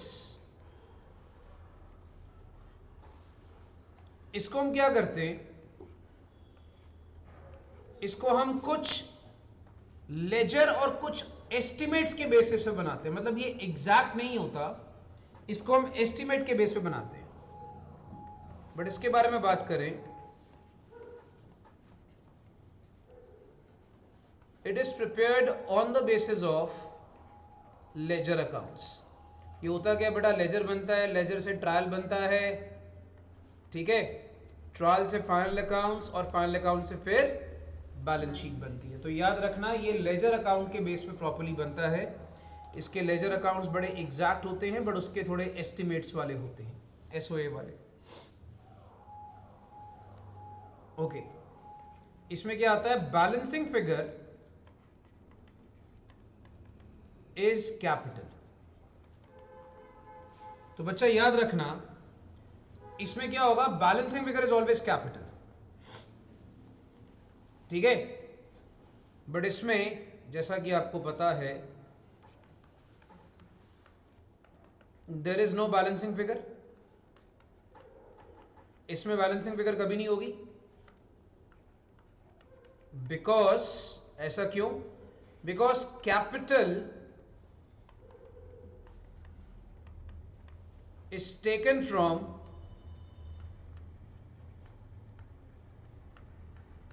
ledger accounts।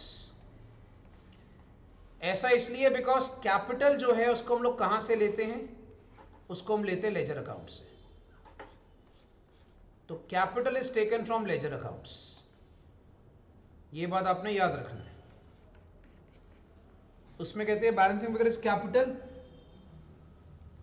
But इसमें एक प्रॉब्लम आती है बेटा एसओए के अंदर। जैसे मैंने आपको बताया, ओमिशन ऑफ एसेट और liability can not be traced. मैंने आपको थोड़ी देर पहले क्या बताया था कि अगर मान लीजिए तुमने कोई एसेट लायबिलिटी गलती से छोड़ दिया, तो तुम उसको ट्रेस नहीं कर पाओगे। क्योंकि अगर तुम ये सोच के बैठे हो, देखो ट्रेस कैसे होता है, जब दोनों साइड मैच करे। जब मुझे पता है मेरा मैच ही नहीं करना, तो ट्रेस कैसे करूंगा। तो ट्रेस करने की पॉसिबिलिटी यहां पर है ही नहीं। बट अगर हम नेक्स्ट बात करें,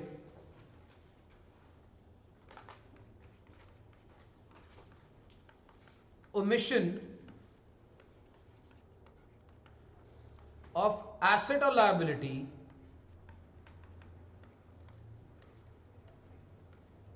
कैन बी ट्रेस्ड। आप एसेट लायबिलिटी के ओमिशन को बड़े आराम से ट्रेस कर सकते हो भाई, कोई दिक्कत नहीं आएगी। जो तुम्हारा एसेट लायबिलिटी ओमिट भी हो रहा है, टेंशन मत लो, तुम उसको बड़े आराम से ट्रेस कर सकते हो। बड़े सारी कहानी सबको समझ में आ रही मैं क्या लिख रहा हूं, क्योंकि आपको पता बड़ा बैलेंस शीट मैच करनी है। अगर मैच नहीं करी तो मतलब कुछ गड़बड़ है। वो कहता ना, एक सीरियल आता था, कुछ तो गड़बड़ है। कौन सा था, याद है? Yes, longest lasting serial of India. But एक सीरियल ऐसा है जो अभी रिकॉर्ड ब्रेक करेगा उसका, तारक मेहता का उल्टा चश्मा। देखते हैं आप लोग? अच्छा टाइम पास है।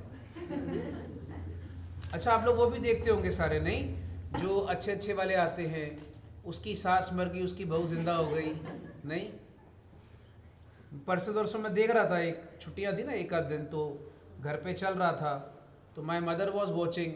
उसमें दिखाते हैं कि एक लेडी होती है, उसको किसी जिन से प्यार हो जाता है, और वो जो जिन है वो लाइक वहाँ पर अल्टीमेटली उसको पता नहीं क्या क्या हवा में उड़ा रहा है, और पता नहीं क्या क्या दिखाते हैं उसके अंदर। तो मुझे सीरियल का नाम एग्जैक्टली नहीं पता, बच्चों को पता होगा। करीना कुछ कहना चाहती है। दिशा देखती है, हाँ ठीक है, मेरे को मालूम था। कोई ना कोई बच्चे देखते होंगे, किसका जिन है उसका प्यार है, पता नहीं क्या नाम था उसका। क्या है बेटा? वाह, शाबाश। चलो भाई, भगवान आपका प्यार बना रखे। तो मतलब कुछ भी दिखा देते हैं हमारे इंडियन टीवी के अंदर, कुछ भी पॉसिबिलिटी है भाई। वो बोलते दिखाने को जो मर्जी दिखाई जाओ। जिन से प्यार हो गया उसको, ये तो कुछ नहीं भाई, मैंने एक बार बीच में कभी थोड़े दिन पहले देखा था कि एक कोई नागिन सी निकल रही है और वो नागिन सी निकल के अपना इतना सुंदर बन जाती है कि आदमी नागिन भूल जाता है। पता नहीं क्या क्या दिखाते, कुछ ऐसी नागिन मिलती कहां पर आजकल। फाइन, वापस आइए। It shows only estimated financial position. भाई साहब, ये सिर्फ एस्टिमेटेड फाइनेंशियल पोजीशन दिखाएगा, याद रखेंगे, क्योंकि एसओए बेटा पक्का तो होता नहीं है कुछ, तो ये सिर्फ अंदाजा बताता है। बट ये क्या बताएगा? It shows true financial position. तो बच्चों को ना एक्चुअली पता होना चाहिए कि दोनों डिफरेंस का एक्चुअली में डिफरेंस है क्या। It shows true financial position.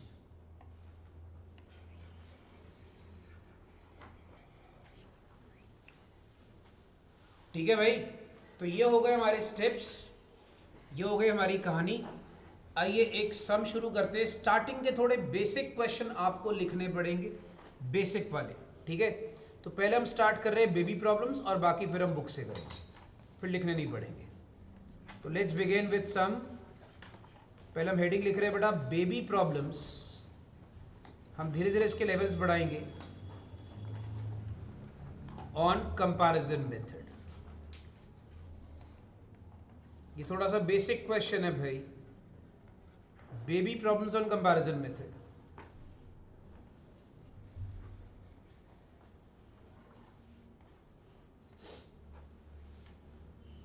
चलिए, let's write on the first question. Mr. X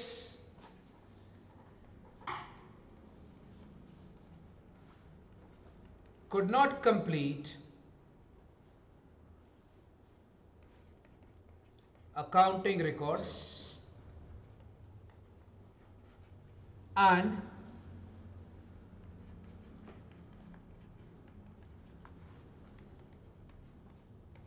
following information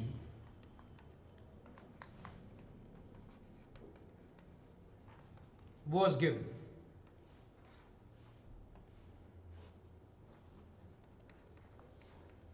भाई अप्रैल 2017 और आपको लिखा है अप्रैल 2018, आपको इंफॉर्मेशन ऐसे गिवन है, तो आप समझ जाएंगे अप्रैल 2017 ओपनिंग हो गया और अप्रैल 2018 क्लोजिंग हो गया। ठीक है, चलिए भाई सबसे पहले हम स्टार्ट करते हैं। हमें स्टॉक दिया हुआ है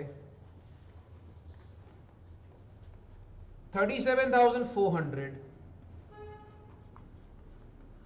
और 46,800। डेटर्स गिवन है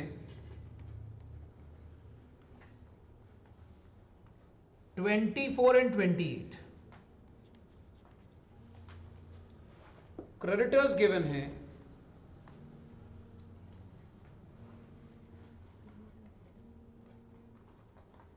18,000 3,000। बिल रिसीवेबल गिवन है 8,000 10,000। बिल्स पेबल गिवन है 2,000 and 400। ये समझ जाएंगे F&F, furniture and fittings. It's given as 1200 and 1200। बच्चा बिल्डिंग गिवन है 24,000 and 24,000।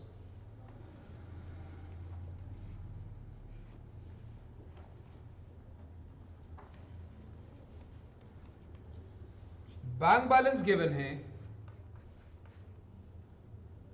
80,700 and 1,660। साथ में लिखा है क्रेडिट। आप समझ के क्रेडिट का मतलब ओवरड्राफ्ट है। 1,660 रुपए का ओवरड्राफ्ट है, याद रखना।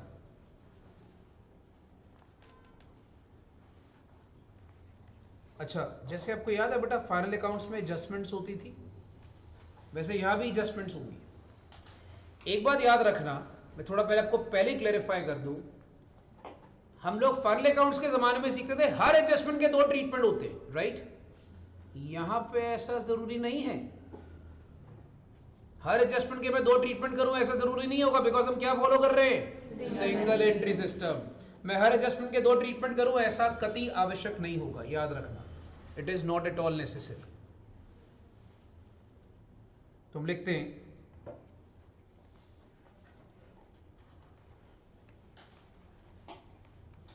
he sold his private investment, बड़ा ये खत्म हो गया। he sold his private investment of 4000 at 25% premium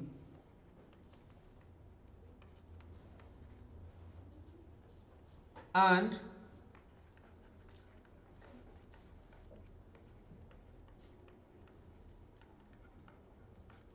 brought money into business.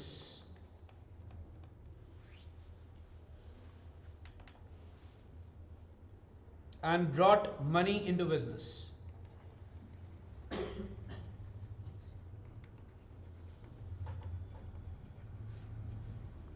His drawings were 1000 per month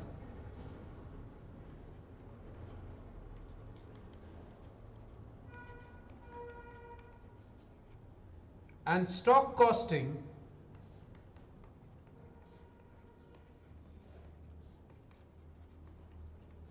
$3,000 was taken for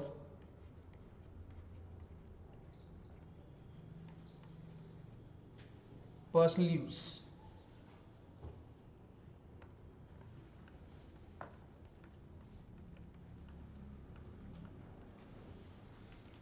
A provision of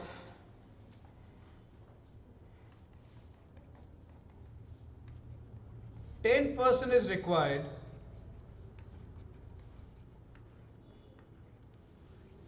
for doubtful debts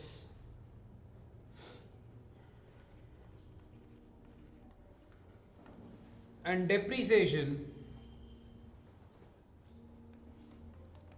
at the rate of 5% per annum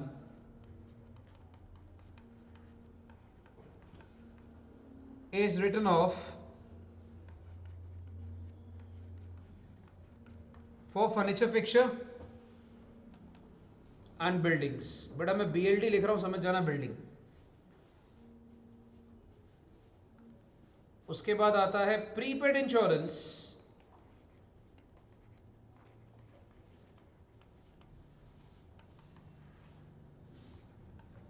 इस 400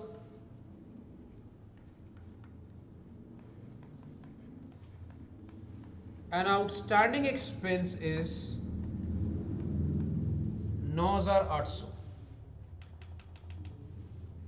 prepaid insurance is 400 and outstanding expense is 9800। ठीक है जी। आपको लिखेगा find out profit as per SOA method and also prepare balance sheet as on 31st March 18। अभी sir balance sheet क्यों बनाने को बोल रहा है, मैं आपको 2 मिनट के बाद बताऊंगा। पहले बच्चा आपके पास क्या होगा, अपने SOA मेथड से प्रॉफिट निकालना है। देखो बैलेंस शीट वाला स्टेप हम बाद में करते हैं, वो बहुत इजी है, उसको हम बाद में डिस्कस करेंगे। पर पहले मुझे आप एक बात बताओ, SOA मेथड से आपको प्रॉफिट निकालना है, तो एक बात याद रखना कि भाई जो तुमने SOA से प्रॉफिट निकालना है तो तुम्हें सबसे पहले चाहिए opening capital, closing capital.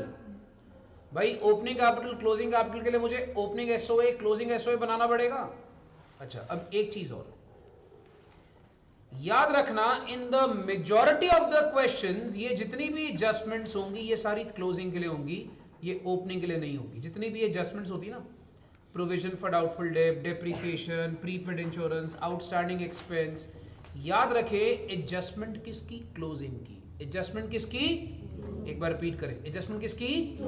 Closing की। ये बात याद रखना, चाहो तो लिख लो इसको, एडजस्टमेंट किसकी? क्लोजिंग की। ये नारा लिख लो, ये हमारा नारा रहेगा, एडजस्टमेंट किसकी? क्लोजिंग की। याद रखना, ठीक है, क्योंकि आमतौर पे सारी एडजस्टमेंट क्लोजिंग में एप्लीकेबल होती है।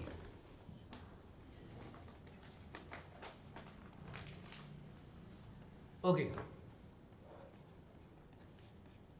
भाई साहब, इसको हम शुरू करते, पहले हम शुरू करेंगे ओपनिंग एसओए के साथ। पहला स्टेप आ रहा है ओपनिंग एसओए। डेट जरूर लिखें, ऊपर डेट लिखें अप्रैल 17। ये आ गया लायबिलिटी, ये आ गया एसेट। भाई पेपर में पूरा पूरा लिखना, एल और ए मत लिखाना, ठीक है। अभी फॉर द प्रैक्टिस से हम जो मर्जी कर सकते हैं, अभी कोई टेंशन नहीं है, बट एग्जाम में हमने पूरा पूरा मेंशन करना है, हमने एल और ए नहीं लिखना वहां पे। चलिए सबसे पहले आप स्टार्ट करिए। स्टॉक इन ट्रेड हमें दे रहा है 37,400 का। मैं खाली ओपनिंग की इंफॉर्मेशन उठाऊंगा, अब देखना मैं अप्रैल 17 वाले डेटा को देखूंगा। अभी मैं 18 के डेटा को देखूंगा ही नहीं। अच्छा, डेटर्स 24,000 के, डेटर्स आ गए 24,000 के, क्रेडिटर्स 18,000 के, क्रेडिटर्स आ गए 18,000 रुपए के, बिल रिसीवेबल 8,000 के, ये लो भाई बिल रिसीवेबल 8,000 के, बिल्स पेबल 2,000 के, लायबिलिटी में बिल्स पेबल 2,000 के, फर्नीचर एंड फिक्सचर मेरे पास आ गया 1,200 का, 1,200 का मुन्ना आ गया फर्नीचर फिक्सचर। उसके बाद बिल्डिंग दे रहा है 24,000 रुपए की, बिल्डिंग एसेट में आ गई। बैंक बैलेंस मुझे दे रहा है 8,700 रुपए का। लो भाई, तो अभी हम क्या करने जा रहे हैं, 37,400 plus 24,000 plus 8,000 plus 1,200 plus 24,000 plus 8,700। जब मैंने एसेट साइड का टोटल करा तो मेरे पास टोटल आता है 1,03,300। इसमें से मैंने ये क्रेडिटर्स लेस कर दिए 18,000 के, और 2,000 का मैंने एक और लेस कर लिया, तो मेरे पास बैलेंस आ गया कैपिटल। और कैपिटल बैलेंसिंग फिगर के तौर पर आ रहा है 83,300 रुपीज।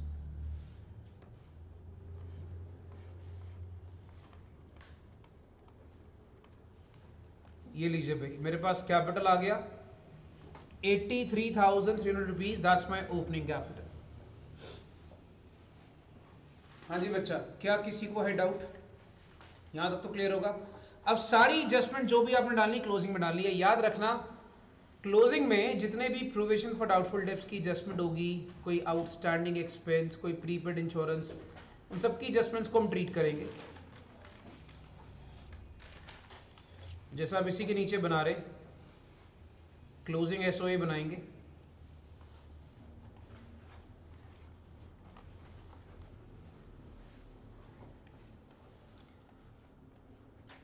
भाई साहब क्लोजिंग एसओए लिख लीजिए और साथ में डेट जरूर मेंशन करिए, चाहे अप्रैल 18 कर लो चाहे 31 मार्च 18 कर लो, एक ही बात है। लायबिलिटी और एसेट्स। चलिए, स्टॉक 46,800, कोई एडजस्टमेंट है सर इसमें? नहीं, स्टॉक में कोई एडजस्टमेंट नहीं है। Debtors 28,000, hold on, inner column में लिखो। हर एडजस्टमेंट के दो ट्रीटमेंट होते हैं? नहीं, होते थे, अब नहीं होते, ठीक है। मतलब अभी फिलहाल इस चैप्टर में नहीं होते, ऐसा नहीं कि होते ही नहीं, इस चैप्टर में नहीं होंगे।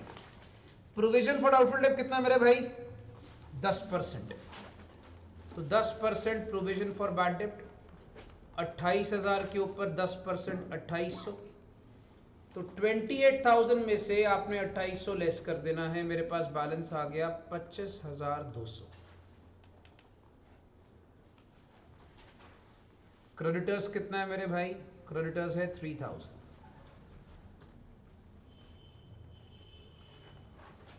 ये आ गया। बिल रिसीवेबल कोई एडजस्टमेंट नहीं है, 10,000।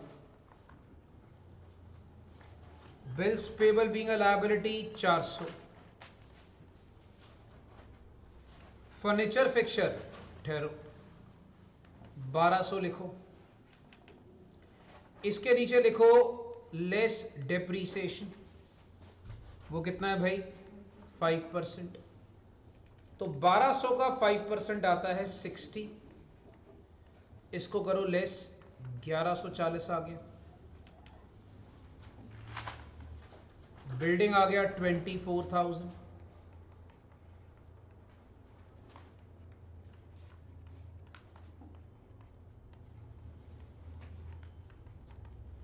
डेप्रीसिएशन आ गया 5%,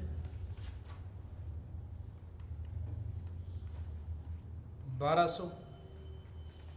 तो 24,000 के ऊपर 1200 आपने लेस करा, वो आ गया 22,800। फिर आ गया बैंक बैलेंस 1660। मेरे भाई 1660 ओवरड्राफ्ट है वो, दैट इज बैंक ओवरड्राफ्ट 1660 रुपए।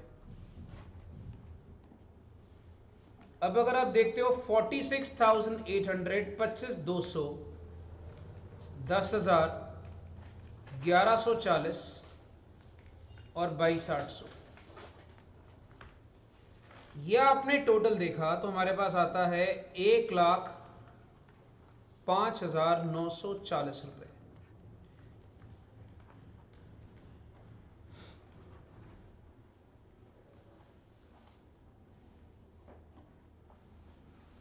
बड़ा इसमें गड़बड़ कर दी हमने, वो नहीं डाला प्रीपेड इंश्योरेंस। मिसप्रिंट देखो, वो गड़बड़ नहीं होनी चाहिए। ठहरो भाई, टोटल चेंज होगा। जैसे आप याद होगा एडजस्टमेंट ऑफ प्रीपेड इंश्योरेंस की थी 400, और एक लायबिलिटी और थी, कौन सी? Outstanding expense. वो गड़बड़ नहीं होनी चाहिए, चेक करते जाएं। 9,800 के आउटस्टैंडिंग एक्सपेंस। अब टोटल करेंगे तो अब आप यहां पर देखेंगे 46,800, 25,200, 10,000, 1140, 22,800 और हमारे पास लास्ट में था 400 रुपए का prepaid insurance, and this works out to be 1,06,340। अब इसमें से आप इसको लेस करें। क्रेडिटर्स 3,000, 400, 1,660 रुपए और 9,800। बच्चा मेरे पास यहां पर कैपिटल बैलेंसेस आएंगे, balancing figure, that will work out to be 9,1480, 9,1480। और ये मेरा क्लोजिंग कैपिटल तैयार है, इसके अंदर रूल सीखा एडजस्टमेंट किसकी? क्लोजिंग की। 9,1480 आ गया। चलो अब बेटा ये सारी कहानी देखने के बाद, हाँ जी ये कहानी क्लियर है सारे बच्चों को? अब मुझे बनाना है, ये कोई नोट तो नहीं कर रहा बेटा? अब हमने बनाना है statement of PL, third step. अब आ जाइए, हमारा शुरू हो जाएगा स्टेटमेंट ऑफ पीएल, जो हमें प्रॉफिट एंड लॉस बना के देगा।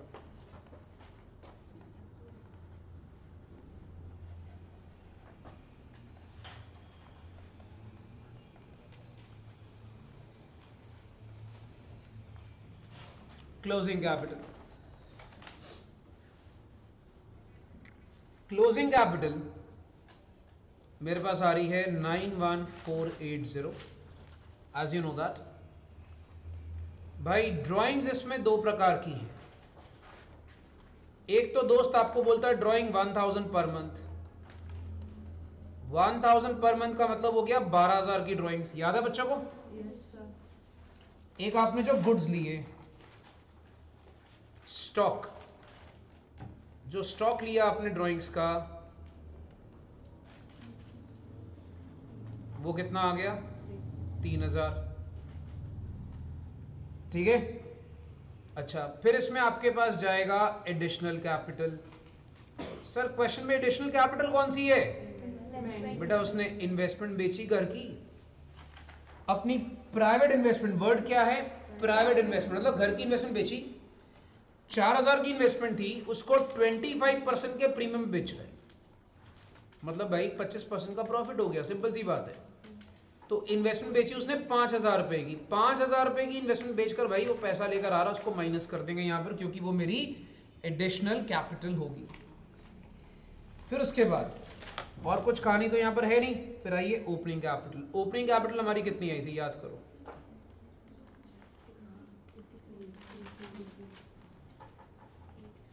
ओपनिंग कैपिटल हमारी आई थी 83,300 रुपीज।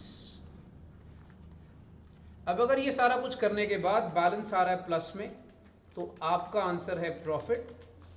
अगर बैलेंस आ रहा है माइनस में, तो आंसर है लॉस।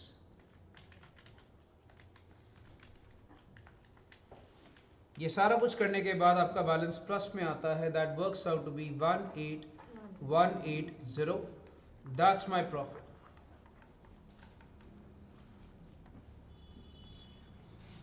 ये लो भाई, 18,180 रुपए का मेरे पास प्रॉफिट आ रहा है।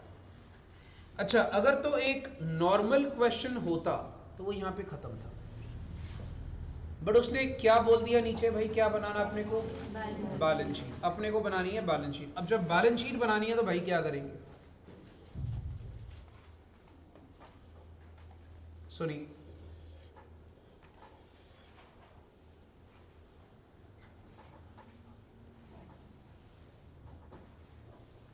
सुने सारे बच्चे, बैलेंस शीट आ जाएगी लायबिलिटी और एसेट्स, और 31 मार्च 18 की बैलेंस शीट है। एक बात याद रखना, बैलेंस शीट का एक एडवांटेज तो ये रहेगा भाई, ये जो तुमने क्लोजिंग बनाया ना, क्लोजिंग क्लोजिंग के एसेट और इतनी लायबिलिटी का तो तुमने कॉपी पेस्ट करना है। ये जो सारे एसेट है ना, और ये जो तुम्हारा लायबिलिटी वाला पोर्शन है, इतना पोर्शन कैपिटल को छोड़ के तुमने कॉपी पेस्ट करना है। कॉपी पेस्ट मतलब एज इट इज सेम लिख देना है। तो आप एक काम करें, आइए जरा फटाफट उसको सेम लिख दें। हमारे पास क्या था भाई, सबसे पहले स्टॉक। स्टॉक था 46,800। फिर हमारे पास क्या आए थे, डेटर्स। डेटर्स 28,000 के थे, उसमें से 2800 की प्रोविजन हमने लेस कर दी थी, याद करें, वो आ गया 25,200। फिर हमारे पास था बिल रिसीवेबल, हमने खाली कॉपी पेस्ट करना है भाई, 10,000। हमारे पास उसमें आ गया था फर्नीचर फिक्सचर, वो था 1200 का, उसमें से 60 की डेप्रीसिएशन 1140 रुपए। फिर हमारे पास एक थी बिल्डिंग 24,000 की, उसमें से 1200 की डेप्रीसिएशन डालने के बाद हमारे पास था 22,800, और एक हमारे पास था प्रीपेड इंश्योरेंस जो कि एडजस्टमेंट में था, वो था 400 रुपए। बैलेंस शीट का हमारा इस तरफ का टोटल आ रहा था 1,06,340 रुपए। ये तो आएगा ही आएगा। अच्छा, उधर से एसेट करने के बाद लायबिलिटी। लायबिलिटी में मुन्ना क्रेडिटर्स आए थे आपके 3,000, आपके पास बिल्स पेबल आया था 400, आपके पास बैंक ओवरड्राफ्ट आया था 1,660 रुपए, आपके पास एक आउटस्टैंडिंग एक्सपेंस था, वो था 9,800 रुपए। यहां तक तो आपने कॉपी पेस्ट कर दी है। इसके बाद क्या करना है, सुनो। इसके बाद प्रेजेंटेशन ऐसे दिखानी, कैपिटल पहले दिखाना है ओपनिंग।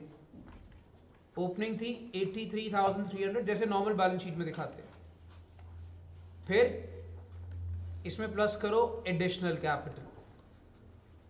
एडिशनल कैपिटल कितनी थी बेटा इसके अंदर, 5,000।